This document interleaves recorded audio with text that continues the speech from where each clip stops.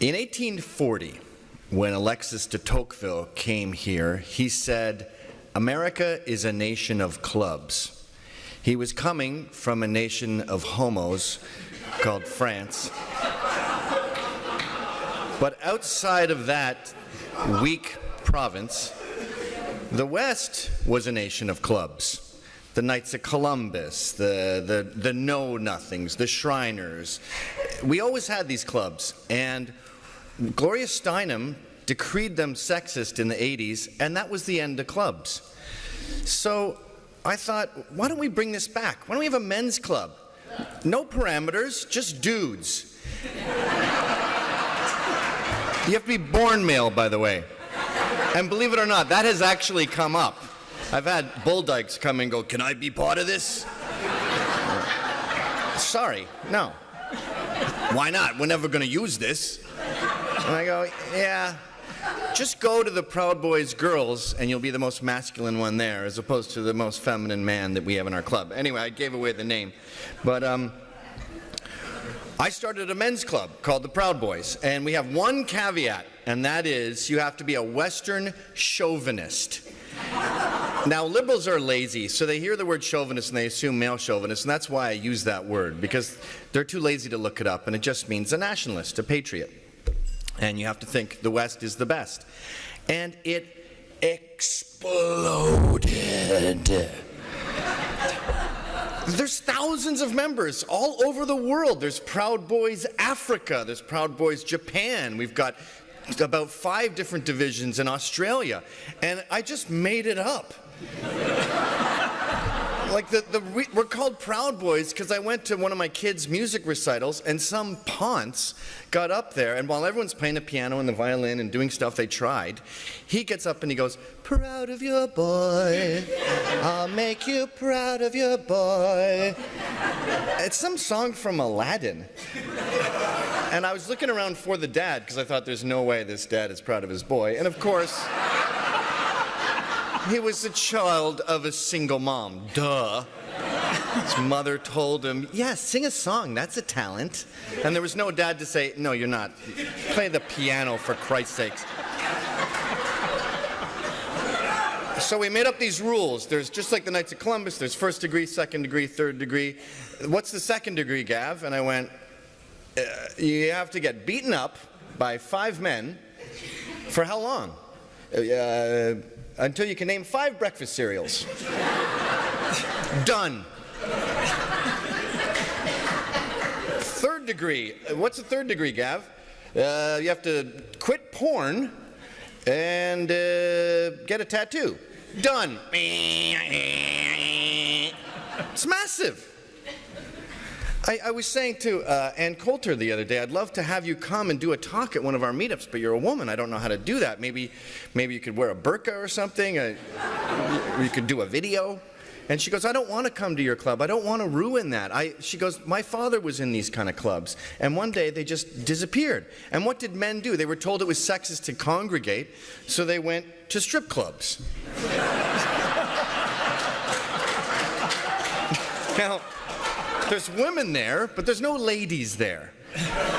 And you can fart, and you don't have to pull out chairs for anyone. You can tell offensive jokes, and this is considered a crime in today's day and age. And they tell us that we're racist and we're anti-Semitic. And I go, "What about this black guy who's a member and this Jewish guy who's a member?" And they go, "They're racist and anti-Semitic." So this black guy's a white supremacist? Yes, he is. Well, that's handy. He can just sit at home and punch himself in the face all day. Like, I used to call it fake news, then I called it crazy news. It's crazy ex-girlfriend news. And these liberals are like, they're psychotic, calling black guys racist and Ben Shapiro a Nazi. I'm scared of them. I'm scared of them like a drunk chick. You know how she's just on the, right at any moment, she could start scratching your face and smashing balls, and you're like, "Hi, you should probably get a cab at some point." That's how we are with the left. And I did a talk at NYU, and they said, "Okay, what you're doing over there is obviously very dangerous." What? I'm just doing a speech that I like Trump, not Hitler. Trump is Hitler. So they go, we have a secret back door you can take, and then we'll have security escort. I go, I'm not a pedophile. I'm not there to talk about how sexy teenage boys are. I'm talking about how sexy America is. I go, no, we're going through the front. So we walk through this mob of Antifa, and we start singing, proud of your boy. And they're going, Nazi, fuck you. And I'm going, I'll make you proud. And they blast me with pepper spray. And then I'm the only one allowed in, and my guys are left to fight. And here's the crucial part. We do. We beat the crap out of them.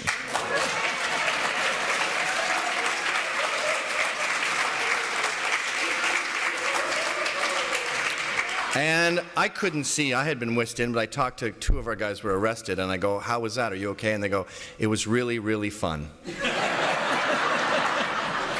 They said, violence doesn't feel good. Justified violence feels great. And fighting solves everything. So we said, you know what? We're not going to pick fights, but if they pick fights with us, we're going to finish them. And so we go to Deplorable, and they had published a hit list of people they're going to kill, basically. They don't want to hurt us. They don't want to silence us. They want us dead. So I notice I'm on this list, and I see them talking on their phone saying, yeah, they're coming down now. And I think, we're in a climate where it's just such a given that the right is evil and the right are all Nazis. They can just sit there and talk on their phones about how they're going to get us. Yeah, here he is, he's walking. So I grab that guy's phone, I throw it away, I just lick his face. And I shove him. And he's like, did you just lick me? And then I start marching into the, and they're throwing feces. They're like monkeys. They're throwing feces at us and bottles of urine. And we have tuxedos on. It's a ball.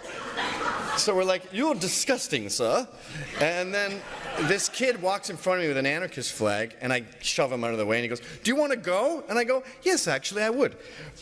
And I smash him in the face. And I cut my knuckles on his teeth because he was so shocked that someone was punching back. So the face I punched was going, boom. And off to the ball we go. And I talked to Anne about it, actually, afterwards, and she goes, I was so elated to see that punch because it went viral. And she said, conservatives never punch back.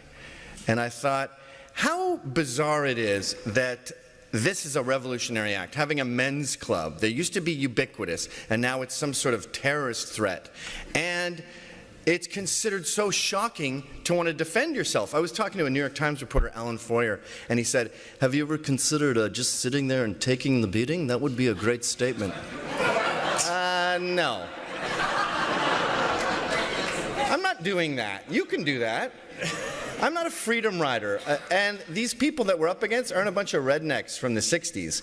These are crazy ex-girlfriends. You look at the things that get confiscated by the cops, like the Portland Antifa, and there was a knife that's a T-shape. Like, a normal knife isn't good enough for you? You need a T-grip to really get into my jugular and cut my head off? No wonder you're in bed with ISIS. No wonder the far left is so happy to join jihadists in their crusade to burn America to the ground. You're deranged. Trump derangement syndrome is real. So it's sort of like the trans bathrooms where you say, why do you think it's such a big deal that someone else is in your bathroom? And I go, it's not a big deal, but I'm going to stay and fight it. It's like if you said you were me. That doesn't really bother me, but I'm not going to let you do that. You're not me.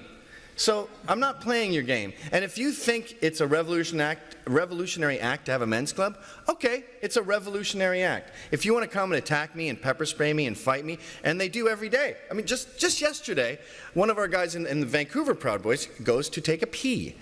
He's alone. 4 Antifa jump in there with baseball bats.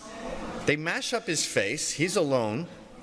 And he comes out and he says to the staff, you called them, didn't you? And she goes, I don't know, maybe. And she goes, call the cops. And she says, no. And she goes, you make me feel unsafe with this black and yellow shirt. And then the story came out just while I was over there. Ezra showed me on his phone, and it said, Proud Boys make staff of bar feel unsafe. Yeah, the guy with his face hanging off made you feel unsafe. Sorry about that. Won't happen again. But instead of being thwarted by all this conflict, we find it kind of inspiring. It's kind of fun. These people are so soft after being placated for all of Obama's term that they're easy prey. When we fought these guys, these Antifa kids in New York, who are all just professors' sons, who are Marxists because Daddy told them to, I mean, it feels sexist to beat them up, because when you punch them, it feels like a girl. Their faces just cave in. It's like paper mache. In fact, one of our guys we nicknamed Friar Tuck, he said, I felt bad as I was plowing through them. It's only fun to beat up the first three. The subsequent ones chip away at your soul. So the moral of the story is, we're going to continue being normal, because that's a revolutionary act. We're going to continue being proud of ourselves. We're going to continue getting married, living in the suburbs, having kids, and loving America. And if that's a revolutionary act, then I'm a revolutionary. Thank you very much.